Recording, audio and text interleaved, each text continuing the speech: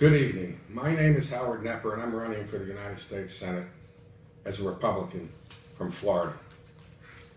I'm speaking to the Florida voters in this speech, and I hope the media is listening. I am outraged and disgusted and mortified for what we witnessed yesterday from Dallas, Texas, with 5 slain police officers, other police officers seriously injured. We saw a terrible, horrifying tragedy in Minnesota. We saw one from my home state of Maryland, Baltimore, Maryland. We saw another one from Baton Rouge, Louisiana.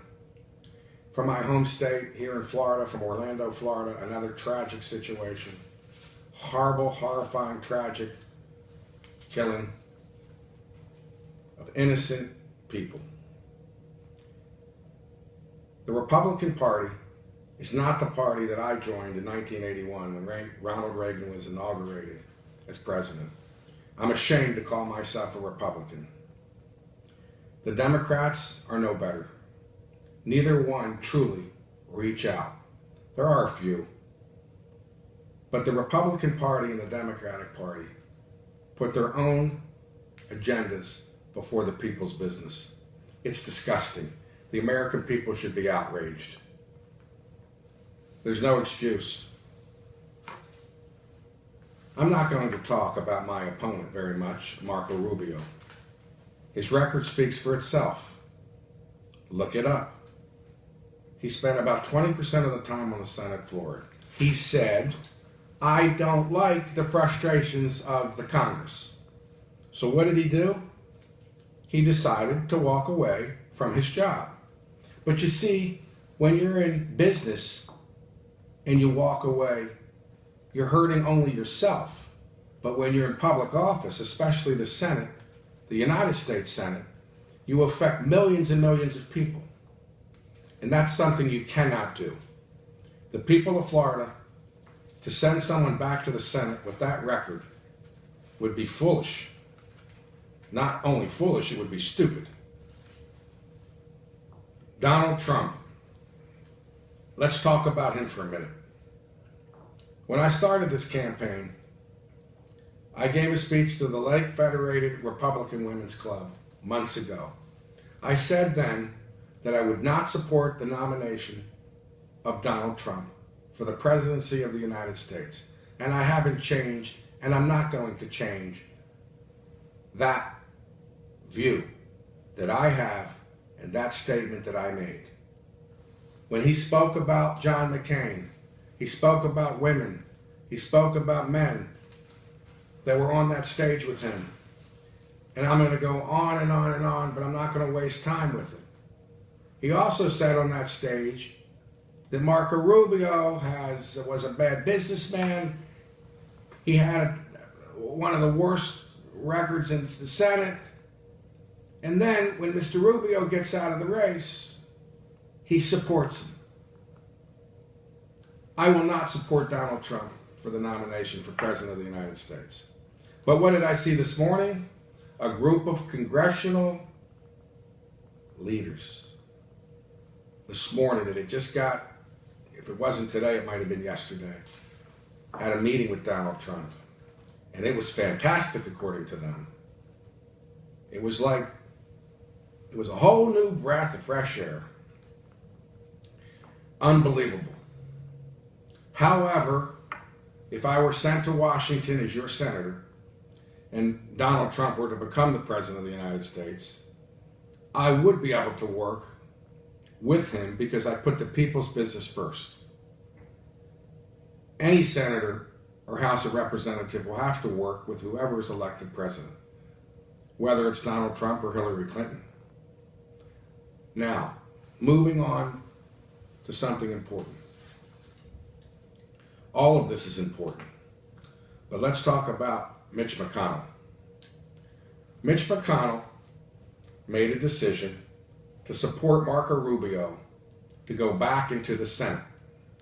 But let me tell you a little bit about Mr. McConnell when it comes to backing Mr. Rubio, because it's affecting me, and that's okay, because I want you to see the process that I'm going through. Mr. McConnell, when he was elected back in 1984, had an opponent, and that opponent had a terrible record in the Senate, one of the worst records.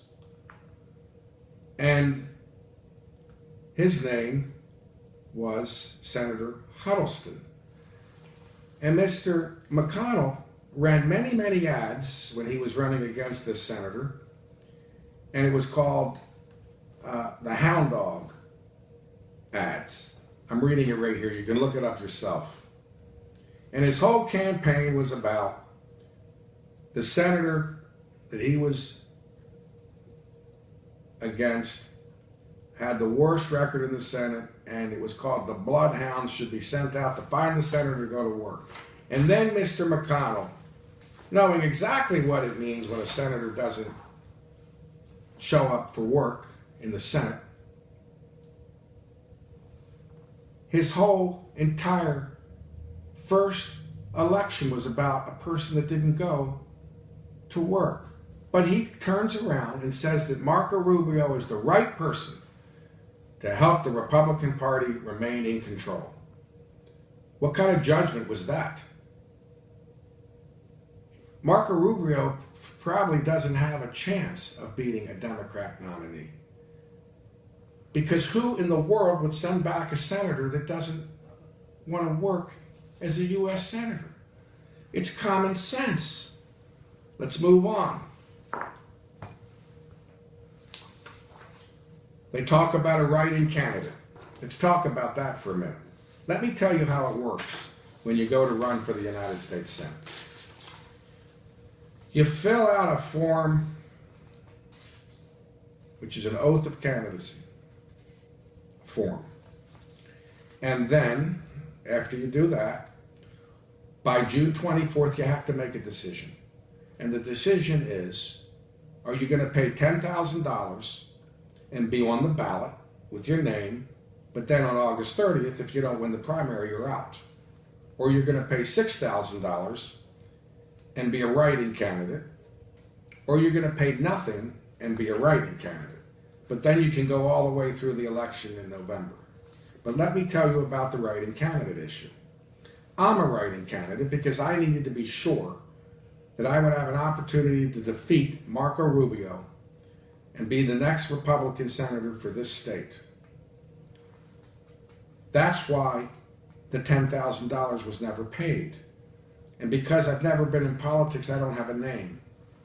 And when you don't have a name, it's very difficult to get to the millions and millions of voters in the state that you're running for. But let's talk about write-in candidates for a minute. You can look it up yourself.